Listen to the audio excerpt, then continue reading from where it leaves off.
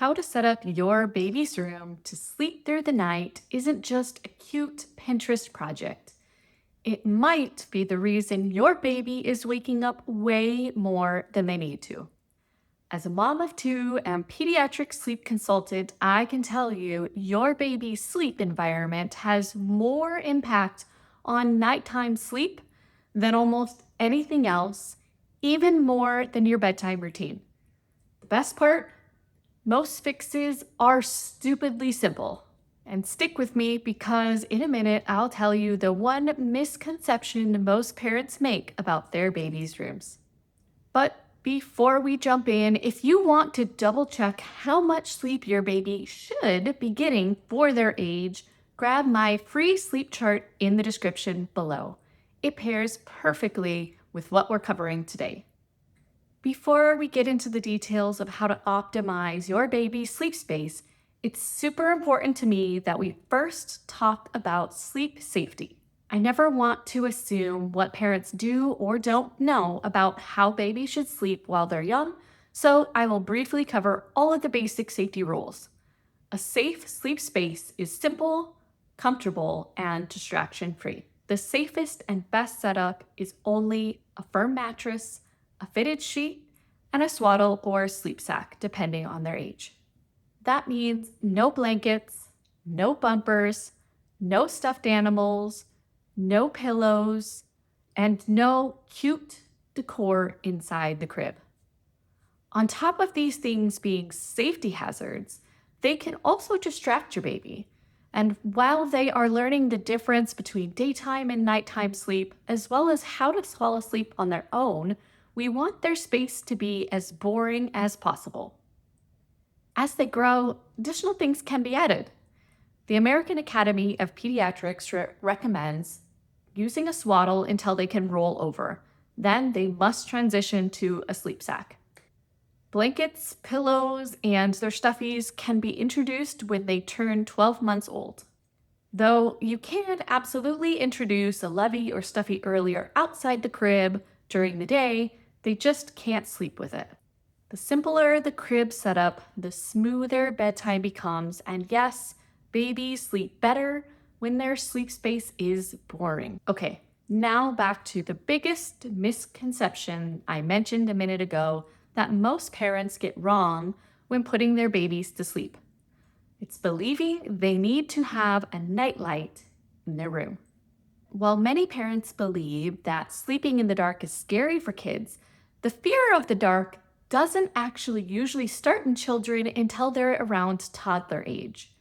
Babies, however, are very light sensitive and sleep is better the darker it is. The room should actually be so dark that you can't even see your hand in front of your face. Anything less could mean early wakings, short naps, or difficulties connecting the sleep cycles. Affordable fixes that work are things like blackout curtains with Velcro to make sure light isn't getting in, electrical tape over glowing light buttons, and a travel blackout shade behind your curtain panel. And here's the kicker. Most babies wake between 4 and 6 a.m. because of early morning light, not necessarily hunger. If you ultimately insist on having a nightlight in their room, make sure it is red, amber, or pink in color. These tones don't interfere with their sleep cycles as much as a white or yellow light will. If your baby is waking before 6 a.m., darkness might be your biggest win. But before you go changing anything, check your baby's ideal wake time for their age with my free sleep chart linked below. Here's the room mistake most parents don't realize they're making. The temperature is working against their baby's sleep. Most parents believe kids require warmer temperatures to sleep than they actually do. Scientifically, the ideal sleeping temperature is between 68 and 72 degrees Fahrenheit or 20 and 22 degrees Celsius.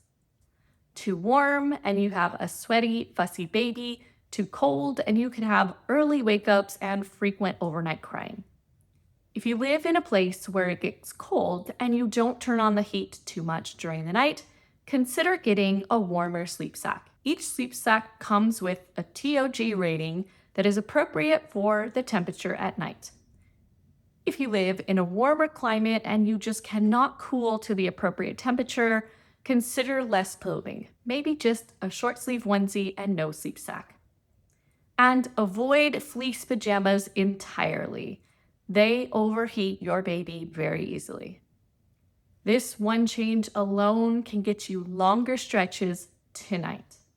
And in a moment, I will tell you the exact temperature mistake I made for months with my oldest and how fixing it changed everything.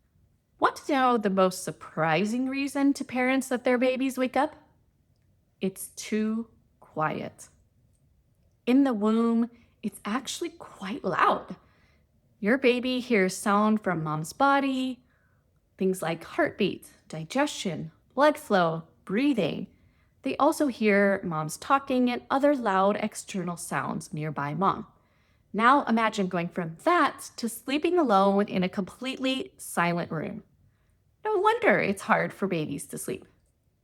And in addition to that, babies cycle into light sleep every 45 to 90 minutes. So any noise interruptions during these cycles are sure to equal wake-ups. This is why it is important to use a continuous white noise track, not ocean waves or birds, and volume should be 50 to 60 decibels, like a running shower. It shouldn't be blasting, but it should be loud enough to block out household noise. There have also been more conversations recently on other sound tone like pink noise and brown noise.